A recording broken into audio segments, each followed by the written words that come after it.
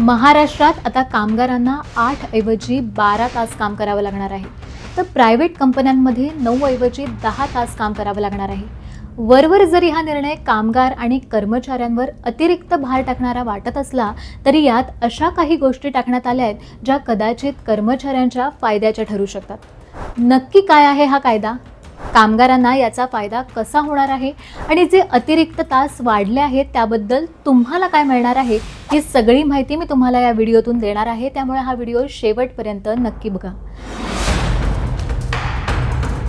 नमस्कार, मी ऐश्वर्या सावंत आणि तुम्ही पाहत आहात टाइम्स नाऊ मराठी। कामाचे तास आता कसे असणार आहेत?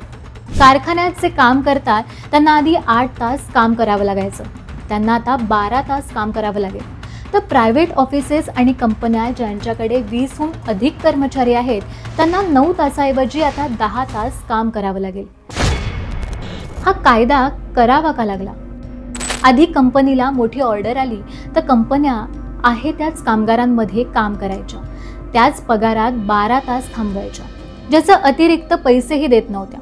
जिथे कामगार संघटना मजबूत होत्या त्या कंपन्यांना नवे कामगार बाहेरून मागवावे लागत होते आणि त्यामुळे सरकारने हा कायदा बनवला, ज्याचा दुहेरी फायदा होणार आहे। म्हणजेच कंपन्या कामगारांना 12 तास थांबवतील, म्हणजेच आठवड्यात 60 तासांचं काम, पण याचा फायदाही कर्मचाऱ्यांना होणार आहे। हे कसं, हेही पाहूया।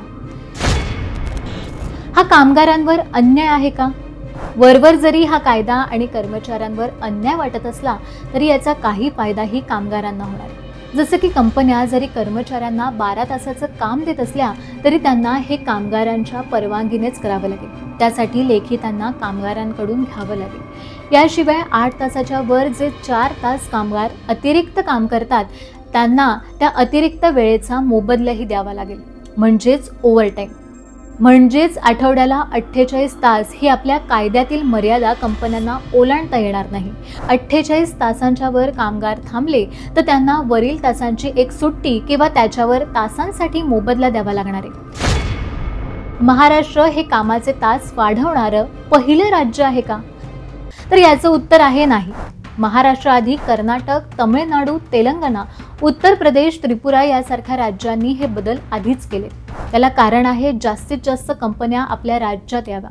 या बदलानंतर या राज्यांमध्ये मोठ्या प्रमाणात कंपन्यांनी गुंतवणूक केली, कारण या राज्यात कंपन्यांचं उत्पादन दुपटीने वाढलं।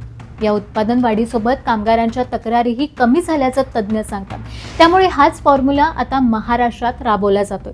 तुम्हाला काय वाटतं, वाढलेले कामाचे तास तुमचा खिसा जड करणार की तुमच्या डोक्याचा ताण वाढवणार? हे आम्हाला कमेंट बॉक्समध्ये नक्की कळवा आणि हा व्हिडिओ तुमच्या कलीग सोबत शेअर करायला आणि बॉस पासून लपवायला विसरू नका। धन्यवाद।